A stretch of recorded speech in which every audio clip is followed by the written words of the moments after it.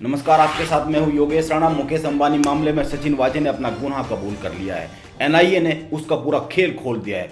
25 फरवरी की रात सचिन वाजे खुद ही स्कॉर्पियो चला रहे थे। इस स्कॉर्पियो के पीछे एक इनोवा चल रही थी। ये इनोवा मुंबई पुलिस की ही थी। एंटीलिया के बाहर स्कॉर्पियो पार्क करने के बाद सचिन वाजे स्कॉर्पियो से उतरकर इनोवा में बैठ गए थे और वहां से चले गए थे। इस इनोवा को जो चला रहा था वह भी पुलिस का आदमी है। स्कॉर्पियो को खुद सचिन वाजे मुकेश अंबानी के घर के बाहर तक लाए थे। एनआईए इस आदमी तक भी पहुंच गई है जो इनोवा चला रहा था। सचिन वाजे क्राइम ब्रांच में तैनात थे, लिहाजा उसे पक्का यकीन था कि मुकेश अंबानी के घर के बाहर ऐसी कोई संदिग्ध कार मिलती है तो ऐसे हाई प्रोफाइल केस की जांच उसे ही मिलेगी। उसे भरोसा था। क्यों भरोसा था? एक तो कमिश्नर परमवीर से उसके रिश्ते थे, दूसरा शिवसेना प्रमुख शिवसेना से भी उसके रिश्ते थे, उद्धव ठाकरे से उसके रिश्ते थे। इन्हीं नजदीकियों के चलते हुए उसे भरोसा था कि वह इस जांच को हासिल कर लेगा। हुआ भी ऐसा ही। 26 फरवरी को इस मामले की जांच सचिन वाजे को सौंप दी गई। सचिन वाजे इस केस के जांच अधिकारी तैनात कर दिए गए। सचिन वाजे को यकीन था कि इस केस को सुलझाकर 16 साल बाद मुंबई पुलिस में वापसी करते हुए एक बार फिर वो लाइमलाइट में आ जाएंगे। लेकिन सचिन वाजे से कुछ गलतियां हो गई और इन गलतियों की वजह से केस की जांच सीधे एनआईए के हाथों में चली गई। सचिन वाजे से क्या गलतियां हुई, इस पर बात करेंगे। वह अपनी कार, अपनी हाई प्रोफाइल लाइफ, अपनी लग्जरी कारों और 6 गलतियों के कारण एनआईए के शिकंजे में पहुंच गए। एनआईए का हाथ सचिन वाजे की गर्दन पर पहुंच गया। सचिन वाजे ने 6 गलतियां कौन सी की है, इस पर बात करेंगे। लेकिन सबसे पहले सबसे बड़े सवाल की बात करते हैं। सबसे बड़ा सवाल यह है कि जब सचिन वाजे ने साजिश रची और यह तय कर लिया कि इस केस को वह खुद खोलकर अपनी काबिलियत के झंडे गाड़ देगा, तो जाहिर सी बात है वह यह भी सोच चुका होगा कि सबसे पहले इसमें फंसाना किसे है। वह यह तय कर चुका होगा कि जब इस केस को खोलेगा तो किसको फंसाएगा, किसको कहेगा कि यह कार किसने खड़ी की थी, क्यों खड़ी की थी, उसका अंबानी से क्या दुश्मनी थी। इस पर तो बात ही नहीं हो रही है। सचिन इस केस में किसे फंसाना चाहते थे, आप समझ ले। अभी तक इस मामले में सचिन के अलावा किसी बड़े अधिकारी का नाम नहीं आया है, किसी बड़े नेता का नाम नहीं आया है। सचिन वाजे ने कहा है कि ये सारी की सारी प्लानिंग मैंने खुद की है। मैंने ही खुद को लाइमलाइट में लाने के लिए, खुद की अहमियत साबित करने के लिए ये कांड रचा है। इस पर बात करेंगे कि उसके निशाने पर कौन था। पहले उन गलतियों, उन कारों की बात कर लेते। पहले बात कर लेते हैं कि सचिन वाजे आखिर फंसा कैसे। सचिन वाजे की पहली बड़ी गलती, सचिन वाजे ने जिस स्कॉर्पियो कार के माध्यम से मुकेश अंबानी के घर के बाहर विस्फोटक रखा वह उसने अपने दोस्त से ली थी। यह गाड़ी मनसुख हिरेन की थी। जो मनसुख हिरेन सचिन वाजे का बहुत घनिष्ठ दोस्त था, जिसकी बाद में हत्या हो गई। जब उसके और मनसुख के रिश्ते सामने आए तो उसने मनसुख हिरेन के साथ अपने रिश्ते को नकार दिया। उसका यह झूठ सीसीटीवी फुटेज और मनसुख की पत्नी के बयान से पकड़ा गया। दूसरी गलती सचिन वाजे ने यह की, यह भी बड़ी गलती उससे हुई है, उसने खुद ही भेष बदलकर साजिश को अंजाम दिया। खुद ही भेष बदलकर स्कॉर्पियो को मुकेश अंबानी के घर के बाहर पार्क किया। इतना ही नहीं, उसने 17 से 25 फरवरी तक मनसुख से ली गई स्कॉर्पियो कार को ठाणे में अपने हाउसिंग कॉम्प्लेक्स में ही खड़ा रखा। सचिन वाजे से तीसरी बड़ी गलती यह हुई, सचिन वाजे ने खुद ही 100 नंबर पर, जब 100 नंबर पर कॉल की गई तो वह खुद ही सबसे पहले वहां पहुंच गया। उसने खुद ही स्कॉर्पियो कार खड़ी की थी और खुद ही सबसे पहले वहां पहुंच गया। वाजे ने क्राइम ब्रांच की इनोवा कार का इस्तेमाल भी किया। इस दौरान इस कार को एनआईए ने कहा है कि इस कार को पुलिस का आदमी चला रहा था। इसी कार से वह स्कॉर्पियो को खड़ी करके वहां से फरार हुआ। हालांकि जब 100 नंबर पर कॉल की गई तो वहां एटीएस भी आई, लेकिन उसने एटीएस को मना कर दिया। उसने कहा कि जांच में हम कर रहे हैं। अगले दिन जांच उसको मिली भी गई। चौथी बड़ी गलती सचिन वाजे से क्या हुई, सचिन वाजे ने एक बड़ी गलती यह की, उसने साजिश में अपनी ही टीम मुंबई क्राइम ब्रांच की कुछ साथियों को शामिल कर लिया। इसके बाद उसने घर और सोसाइटी के सीसीटीवी फुटेज और डीवीआर जांच के नाम पर अपने कब्जे में ले ली। पांचवी बड़ी गलती उसने यह की, वह अपनी काली मर्सिडीज को खुद ड्राइव कर ले गया और मनसुख हिरेन से मिला।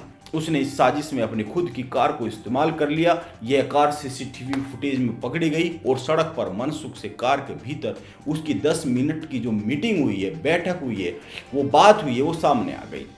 इस मीटिंग के बाद वाजे ने अपनी मर्सिडीज को अपने ही ऑफिस के बाहर पार्क कर लिया। इस कार में ऐसे तमाम सबूत मिले जो वाजे के खिलाफ चले गए और उसके गले की हड्डी बन गई। छठी गलती उसने क्या की है, जब सचिन वाजे ने मनसुख को बुलाया तो उसने 5 बार उसको कॉल किया। अंतिम समय में मीटिंग की जगह बदल दी गई। मनसुख ओला कैब करके आया। एनआईए की टीम ने ओला के ड्राइवर को पकड़ लिया। वो ओला के ड्राइवर तक पहुंच गई।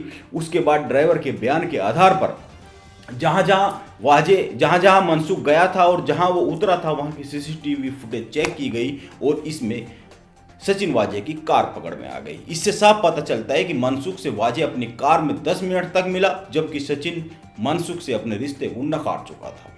वाजे ने पहले कहा था कि मेरे उनसे कोई रिश्ते नहीं रहे, मैं उनको नहीं जानता हूं। एनआईए इन सभी कारों तक पहुंच चुकी है। यानी कि सचिन वाजे अपनी कारों के चलते हुए और अपने दोस्त के उसकी हत्या होने के बाद ये सारा का सारा मामला पकड़ा गया। वहीं इस पूरे मामले में अचानक मोड़ भी उसी वक्त आया जब मनसुख हिरेन की लाश मिली थी। अब मनसुख हिरेन की लाश की केमिकल एनालिसिस रिपोर्ट आ चुकी है। इस रिपोर्ट में आया है कि जिस वक्त मनसुख को पानी में फेंका गया उस वक्त वह जिंदा था, यानी उसकी मौत पानी में फेंकने के बाद हुई है। एनआईए का कहना है कि उसकी टीम ने एंटीलिया मामले में इस पूरे मामले को करीब करीब सुलझा लिया है। लेकिन मनसुख का मौत का मामला हर दिन एक नई पहेली बनता जा रहा है, उलझता जा रहा है। वह इसलिए क्योंकि केमिकल रिपोर्ट में यह भी आया है कि मौत से पहले मनसुख हिरेन को बुरी तरीके से मारा पीटा गया है। मीडिया रिपोर्ट्स के अनुसार मेडिकल रिपोर्ट में बताया गया है कि मनसुख हिरेन जब पानी के संपर्क में आए तब वो जिंदा थे। दरअसल जब किसी मुर्दा शख्स को, मरे हुए आदमी को पानी में फेंका जाता है तो पानी उसके फेफड़ों, खून और बोन मैरो तक नहीं जाता है। लेकिन मनसुख मामले में ऐसा नहीं है।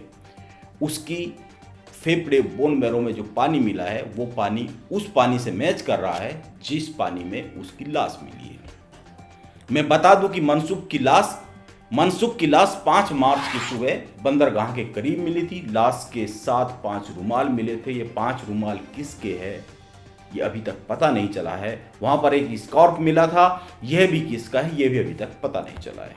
मनसुख की मौत के मामले की जांच एटीएस कर रही है, जबकि एंटीलिया मुकेश अंबानी के बाहर मिली विस्फोटक से भरी कार की जांच एनआईए कर रही है।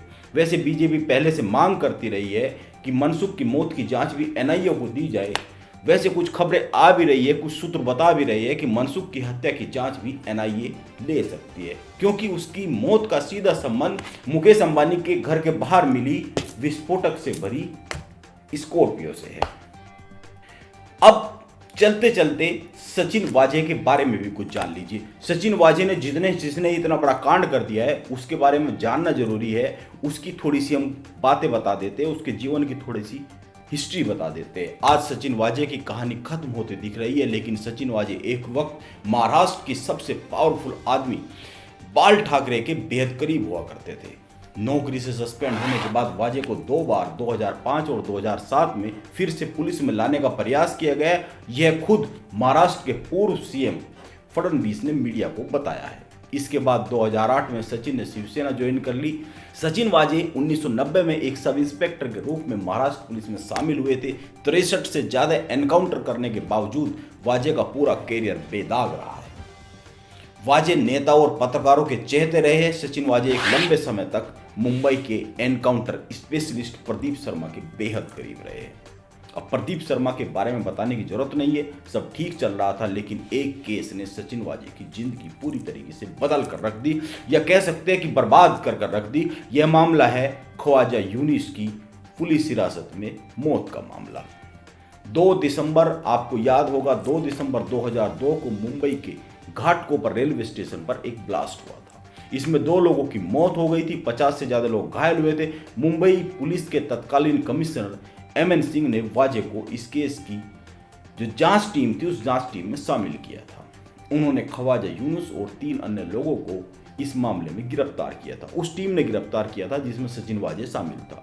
एक दिन यूनुस गायब हो गया। सचिन वाजे ने अपने बयान में बताया है कि मुंबई से औरंगाबाद जाने के दौरान वह फरार हो गया। उसे तहकीकात के सिलसिले में औरंगाबाद ले जाया जा रहा था, लेकिन यूनुस की मां का कहना था कि उसके बेटे की मौत हो चुकी है, पुलिस हिरासत में उसको मार दिया गया है, उसको इतनी बुरी तरीके से मारा पीटा गया है कि उसकी मौत हो गई है। यूनुस पेशे से इंजीनियर था। इस मामले में यूनुस की मां ने वाजे समेत 4 पुलिसकर्मियों के खिलाफ अदालत के माध्यम से केस दर्ज करवा दिया था। इस मामले में वाजे की गिरफ्तारी हुई थी। इसके बाद वाजे को पुलिस से सस्पेंड कर दिया गया था। यह मामला आज में कोर्ट में चल रहा है और इसमें सारे एक्शन अदालत के आदेश पर हुए थे। अदालत के आदेश पर ही वाजे और पुलिसकर्मियों को सस्पेंड किया गया। इसके बाद वाजे शिवसेना से जुड़ गए और कई साल तक पार्टी प्रवक्ता के तौर पर काम किया। शिवसेना से जुड़ने के बाद वाजे ने 3 आईटी कंपनी बनाई, लेकिन इनमें से 2 कंपनी बाद में बंद हो गई। लेकिन डिजिनेक्स्ट मल्टीमीडिया काम कर रही है। वाजे ने कई बार पुलिस में वापसी की कोशिश की, लेकिन कामयाब नहीं हो सका। कहते हैं कि इस दौरान उसने अपनी आईटी कंपनी के माध्यम से बहुत सारा पैसा भी कमाया, लेकिन वह पुलिस में वापसी में कामयाब हो गया 16 साल बाद, 7 जून 2020 को। कैसे वापसी हुई? उसके मुंबई पुलिस में वापस रखने का फैसला एक रिव्यू कमेटी द्वारा लिया गया। इस कमेटी ने कहा कि कोविड की वजह से मुंबई पुलिस को ज्यादा पुलिसकर्मियों की जरूरत है। इस रिव्यू कमेटी के प्रमुख परमवीर सिंह थे। परमवीर सिंह मुंबई पुलिस के कमिश्नर थे, जिन्हें हाल ही में उनकी कुर्सी से हटाया गया है। इसी मामले में, मुकेश अंबानी मामले में ही उनकी कुर्सी चली गई है। सचिन वाजे ने एक किताब भी लिखी है। इसमें उसने निलंबर के दौरान के अपने अनुभव लिखे हैं। इस किताब से लगता है वह सिस्टम को लेकर बहुत नाराज थे। आज सचिन वाजे की गर्दन फंस चुकी है। उसका कहना है कि यह मैंने पूरे लाइमलाइट में लाने के लिए इस पूरे के पूरे कांड को रचा है। वह खुद से मुंबई पुलिस में अपनी काबिलियत को साबित करके कुछ बड़ा पाना चाहता था। लेकिन अगर सचिन वाजे ने ये सारी साजिश रची है, शुरू से लास्ट तक वो मास्टरमाइंड है, तो वह इस केस को सॉल्व करने वाला था, वो इस केस को खोलकर लाइमलाइट में आने वाला था। तो ये भी तो तय उसने कर लिया होगा कि मैं इसमें फंसाऊंगा किसे।